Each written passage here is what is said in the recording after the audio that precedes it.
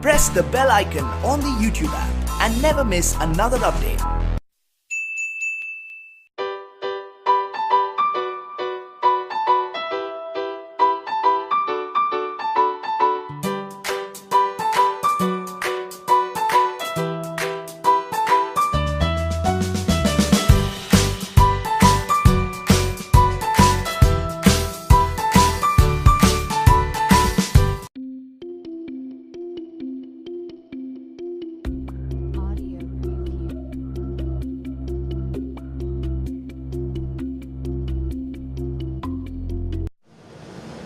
Hello, I'm Sunita Williams. I'm up here on the International Space Station. So this is Node 2. This is a really cool module. Of course, most of these modules you'll see they have 4 sides and they're put together. That way we could sort of work on a flat plane, either a wall, a floor, another wall, or the ceiling. But you know, again, all you have to do is turn yourself and your reference changes. The reason I'm bringing that up is because this is where 4 out of 6 of us sleep. And so people always ask about sleeping in space. Do you lie down? Are you in a bed?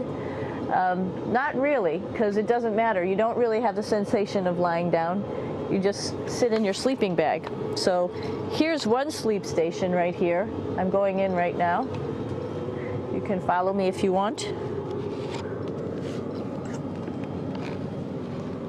So I'm inside. It's sort of like a little phone booth, but it's pretty comfy. I've got a sleeping bag right here that we sleep in, so we don't have sort of like a little bit of a cover. We don't fly all over the place. But you know, you can sleep in any orientation. I have it sleeping, feeling like I'm standing up right now, but like you saw, I'm on the floor. But it doesn't matter if I turn over and I sleep upside down. I can't have it, I don't have any sensation in my head that tells me that I'm upside down, so it really doesn't matter. The sleep station is also like a little office. We've got a computer in here. As you can see, we've got a couple little toys. I've got some books. I've got some clothes and other things that make it sort of like home. I'm coming out. And just for reference, that's one sleep station. This one's another. Right here. There's one on the ceiling, if you want to call it. Right here. And then there's a 4th on the other wall over here. So all of us sleep in a little bit of a circle. All right, come on back. There's more to show you.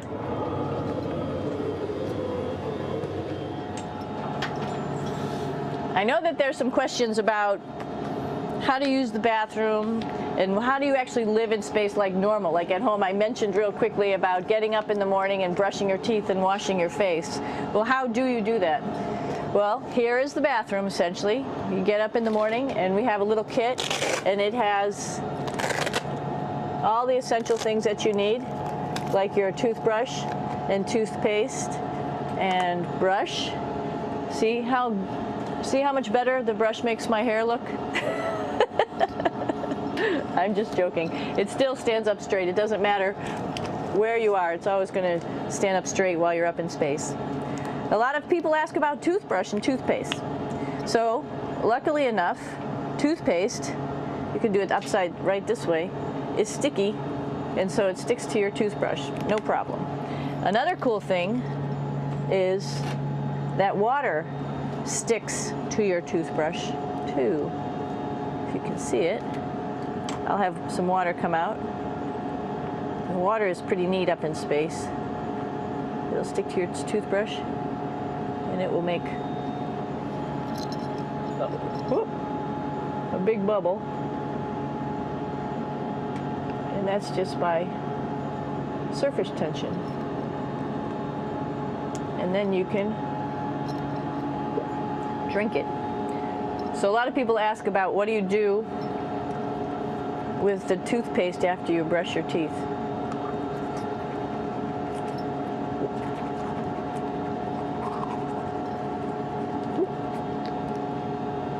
Two options. Swallow it, and it's sort of like mouthwash, but it tastes a little gross. Or you can just spit it out in a paper towel, and then you don't have to worry about it. Swallowing thing I wouldn't recommend at home. I'm only up here for 4 months, so it's not that bad. One of the most pressing questions about living in space, of course, is the bathroom. So let's take a look at that little piece of work. Come on in.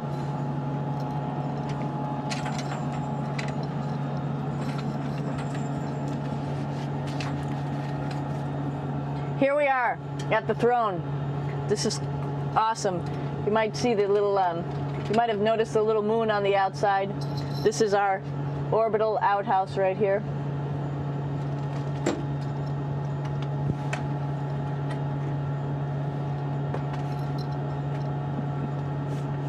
And of course, it serves for 2 functions. Number 2, right here. I'll show you. But you see it's pretty small, so you have to have pretty good aim, and you be ready to make sure things get let go the right direction. And it smells a little bit, so I'm closing it up. And that's, of course, for number 2. And this guy right here is for number 1. So there's sort of 2 slightly separate functions, but you can do a little, essentially both, by hanging on right here and doing number 1 and number 2.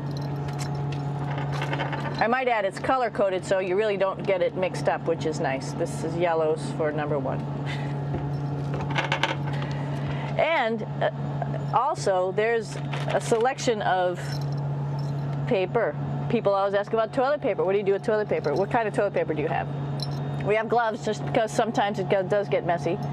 We have some Russian wipes, which are a little bit coarse if you like the coarse type of toilet paper. We have some nice tissues, which are nice and soft if you like soft toilet paper. We have Huggies, just for any cleanup. You know, we were all babies once, and this sort of helps. And then if things get really out of control, we have disinfectant wipes, just to make sure we clean up here. Because, you know, just like the water I showed you, the number 1 stuff can sort of go all over the place if you don't aim correctly. And did I mention both of these have a little bit of suction, so they should keep things going in the right direction. But like I said, sometimes things get a little out of control if you are out of control yourself flying around. So we have lots of protective stuff. And of course, you do have your privacy. There's a little door, so other people know that you're in there. Here's a pretty cool place. This is sort of like in your house where everybody meets in the morning. After you wash your face, brush your teeth, you want to find something for breakfast. And this is our kitchen. You might notice there's all sorts of foods here. It's like opening the refrigerator. You got all your different stuff that you want to have: drinks, meats, eggs, vegetables, cereals, bread, snacks. And that's a good place. That's where you find all the candy. Side dishes, and then some little power bars just in case. So we have all this type of food. Some of it is dehydrated, and so we have to hydrate it, fill it up with water. Some of it is already made, and then all we have to do is heat it up. So something like this, I'm pulling out barbecued beef brisket. Pretty yummy. Not only is this food made in the US, but we also have food here from Japan. We've got Russian food. As you can see, all these red containers are filled with food that's from Russia. And then we get some of our specialty stuff, some things that we like, some of our favorite stuff that your family can send up. In fact, I like fluffernutters, and so I got sent up some fluff so I could make my fluffernutter with peanut butter. So you have a lot of food up here, no problems. Now, I'm going to say where we are. So right now, we're in the Japanese laboratory. It's one laboratory out of many here on the International Space Station. It's actually on the left-hand side. If I was International Space Station and I was flying through space like this, my left hand would be where the Japanese laboratory is.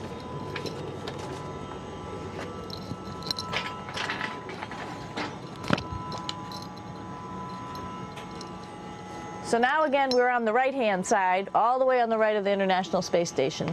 This is Columbus, the European module. It has science experiments all over. You could see it looks a little bit crowded. And here we do a lot of our medical experiments.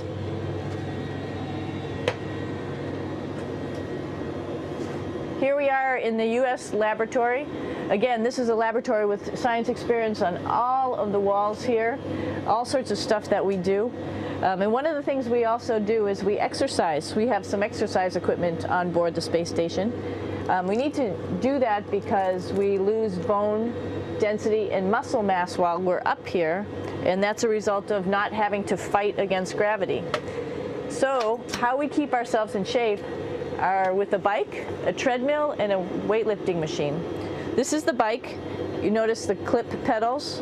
So all you need to do is actually clip your feet in, and then you can start pedaling. You don't need a seat because you don't sit down. Actually, I haven't sat down for 6 months now, so you don't need any type of seat. Just make sure you're held in with your pedals. You probably see that the bike bounces around a little bit. As I move it, it's not steady and held to the wall firmly. And the reason for that is the space station is pretty big. You saw that there's also solar arrays on the space station. If we start putting any forces into the space station, it's going to make those solar arrays bounce around a little bit. So to prevent that, the machines bounce around a little bit, move around a little bit, and that way we don't put any forces onto the structure of the spacecraft out to the solar arrays. All right, a little farther on. Come on.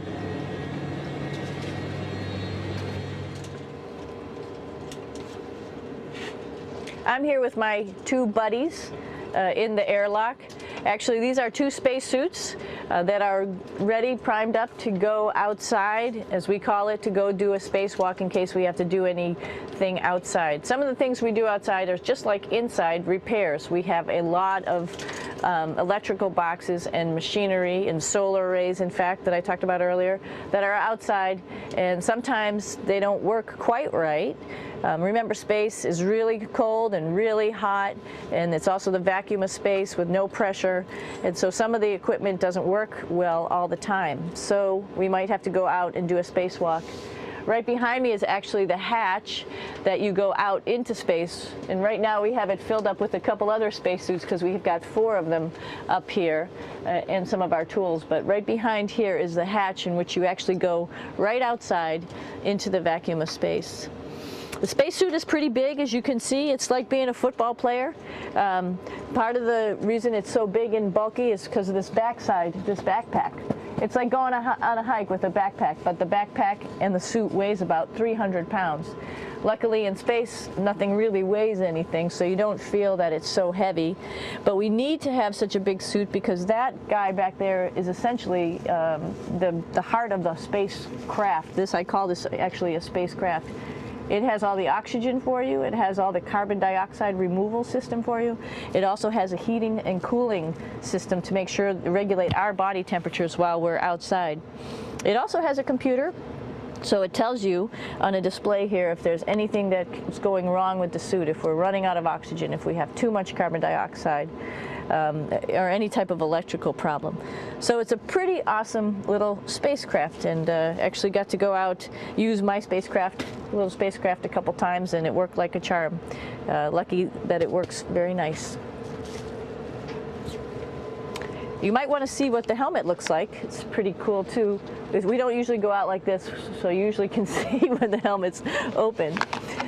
So you can see what it looks like inside. Somebody's little head would be inside of here. So you can see, you can turn your head all the way around while you're inside of there, but the helmet stays still. So that's determines how far you could see. And it's usually pretty sunny out there, so we have to wear our sunglasses, and this is our sunglasses right here, which make you look pretty cool.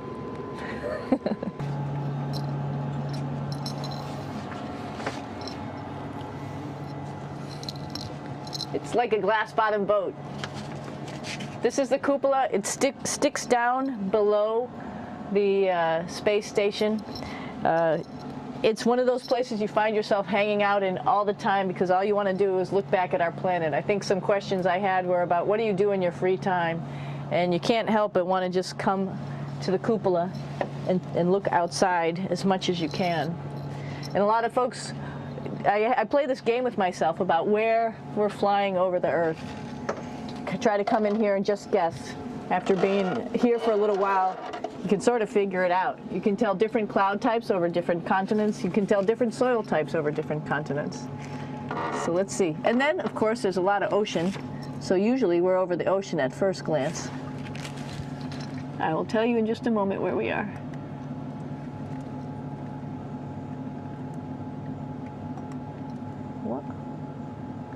There we go.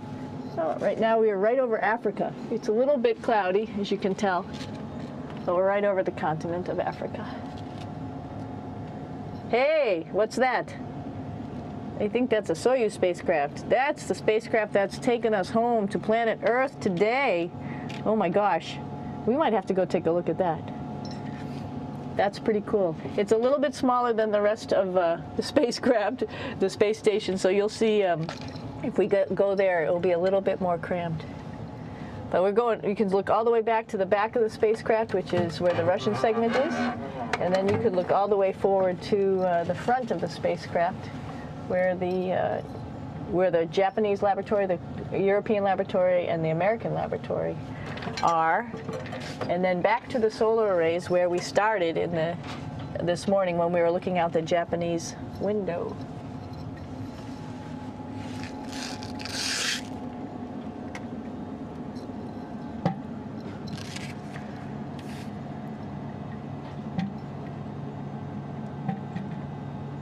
So other questions that were here are, what would you recommend as a job, if so, and to what type of person would want to be an astronaut?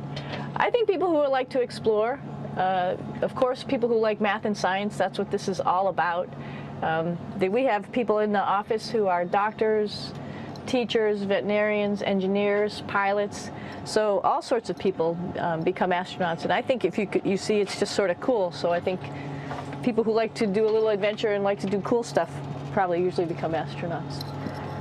Hey, one thing I didn't show you, or I talked about but I didn't show you, was the exercise, another piece of exercise device, which is the advanced resistive exercise, and that's what this is right here. This is ARED, and you could probably see this bar.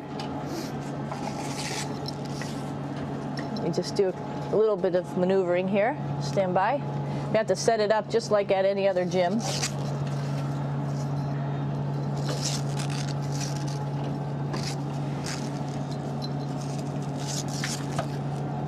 Hold on.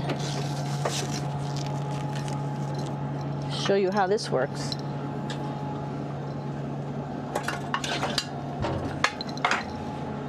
So you can see you can change your attitude just by going from one module to the next, going up from the cupola down here.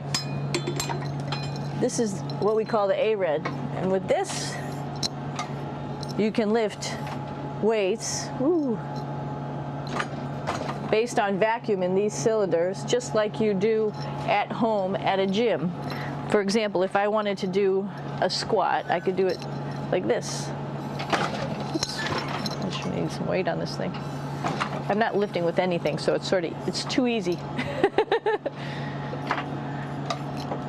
One of the cool things you could do things that you can't do at home. For example, single leg squats with just one leg, because the other leg, you won't fall over. So all sorts of stuff. You can also do bench press. We have a bench that we could add on here, so you can work on your beach muscles.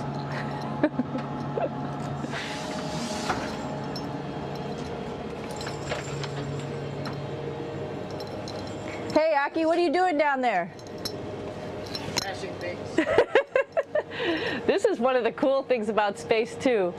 It sort of looks like there's a big old hole here, but you don't even think twice about it. You can just jump over the hole. Or, if you want, you can go jump into the hole. I'm coming down. Woo!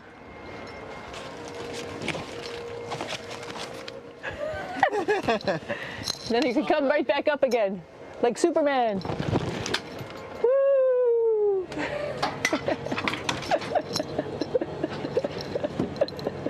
We're lucky we have a really cool big space station that you can fly around in. That's actually called the PMM.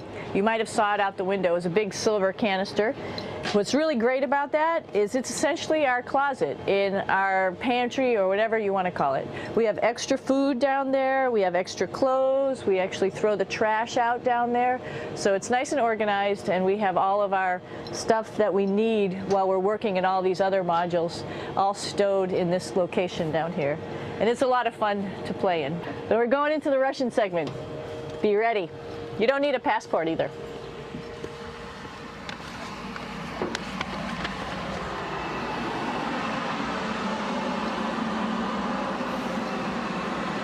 It goes a lot farther back than this. We'll go take a trip and say hello to the boys down there in just a minute. Well, let's do that first, actually, and then we'll go down to the Soyuz at the very end. This is Yevgeny. Hi. Doing a little tour.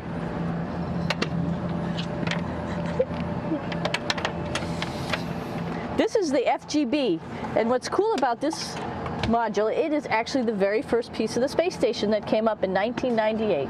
The space station has been around for about now manned for 12 years, but it's been up in space for about 14 years. And this was the very first. It is like the Russians' PMM. It has a lot of storage, as you can see.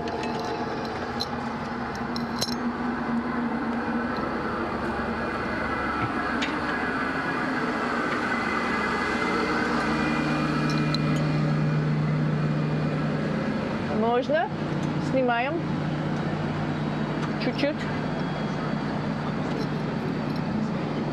So here we are in the heart of the space station, really. This is the service module. This is the central post. In case we had any problems, I know a couple of the questions were about what type of things do you have to worry about. And some of the things we have to worry about in space are fire. If we had a fire, if we had a depressurization, like we were hit by a micrometeorite and it made a hole, or if we had some type of toxic atmosphere. We use ammonia for our radiator, so there is a possibility that ammonia could come into the vehicle, and then it would be bad for all of us. If we have any of those problems, we come right here, which we call the central post. It is the main heart of the space station. It was also the first computers that came up here that ran the space station. And so behind this wall right here are these main computers. So we gather here as a group of 3 or 6 and then figure out how we're going to either fight the fire, patch the hole, or solve the toxic spill. And what's cool about this module, of course, it's the central post. It also has great windows right down toward Earth. It has controls to fly in visiting spacecraft if they need some assistance right here. It has Russian computers as well as American computers to help us control anything we need to on the space station. It's a couple of our crewmates back there, Oleg Novinsky on the right and Yuri Malenchenko on the left. And there's also a second bathroom here, which is really cool because 6 of us going to one bathroom is really tough. And so there's one bathroom here and one bathroom on the other side where I showed you. And you can probably see on the wall behind Oleg and Yuri some of the heroes of the space program. Korolev, Sergei Korolev, who was a chief designer of putting men into space, and of course on the right-hand side, Yuri Gagarin, the first man to go into space. So just reminds us of our roots. Yuri, what are you doing? Что делать? Making coffee. Oh. Black coffee. Yeah. Looks good. Okay. Спасибо. We're going to check out our Soyuz real quick. Make sure it's ready to go. All right, back to the Soyuz.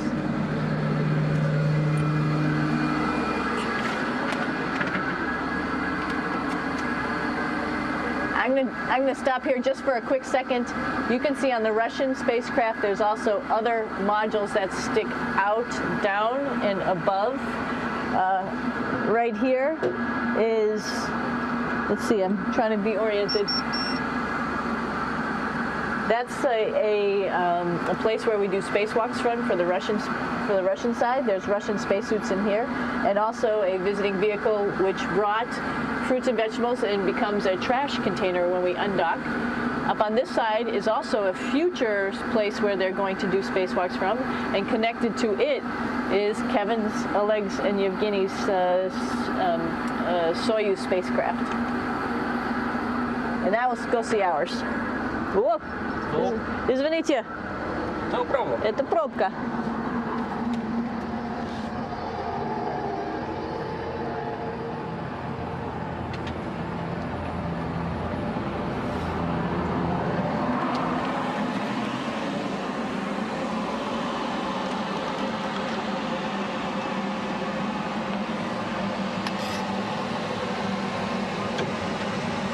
Coming down.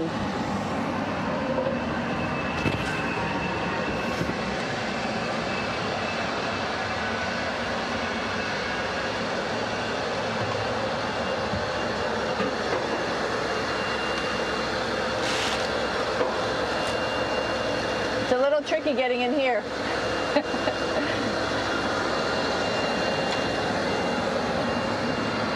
This is the docking probe right here, this big thing. This helps us connect to the spacecraft. This probe actually sticks into this cone, and that's how the spacecraft, our Soyuz, becomes connected to the ISS initially.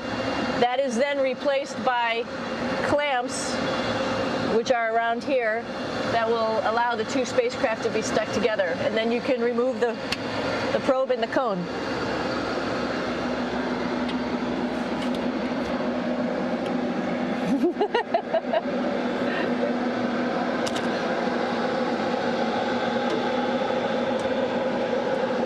You okay? All right, so here we are in the Soyuz. This is what we call the BEO, the living compartment, bytovой отсек in Russian. It also has a little bathroom. It's not as good as the other bathrooms, so we try not to use it too much. It has drinking water in it if we need something to drink. And then, of course, it's filled up with a lot of cargo for us. Bringing up and also bringing back down. It has a second purpose when it comes back to Earth. It serves as a garbage container. During the descent, we'll get rid of this area right here, and everything that's in it will just burn up as it's coming into the atmosphere, so that way we can get rid of a little bit of trash. But the main area where we were on launch and where we're going to be on descent is down here, because we're not part of the trash. So we're in a safe place. So we're in the descent module, SA. It's a little small, but you can get in.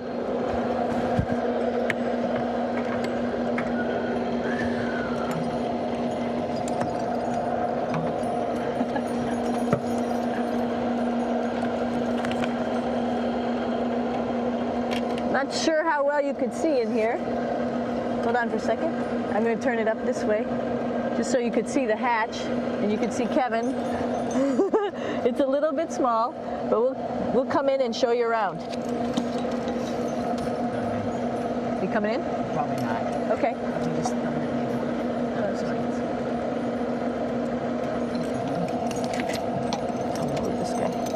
Got to move a couple things. We were just starting to get ready. We're preparing a couple days ago for our ride home. It's a little bit squishy, but everybody asks, how do you sit in the Soyuz? And you sort of sit in your seat like this. The seat is molded to your body, and so you can just sort of squish in here and be pretty relaxed. Everybody has a handmade seat for them. And then, of course, there's a control panel, and that's where we do most of our actions and work right here. There's hand controllers which you can fly the vehicle with, and there's a stick right here primarily used for communications when we're trying to talk to the ground. So 3 of us fit in here. Like I said, it's a little squishy, but somehow it seems like we all managed to get in here and fit pretty well, and it's a pretty safe ride home. You're probably wondering, what's all this junk behind us? Well, it's all of our parachute, first of all, and then it's all of our survival gear, just in case we end up landing in some strange place on the planet and nobody's there to rescue us right away. We have all sorts of survival gear with us, keeping us safe in here. So they've pretty much thought of everything. And we'll be home on the planet within the next 12 hours. Pretty shocking.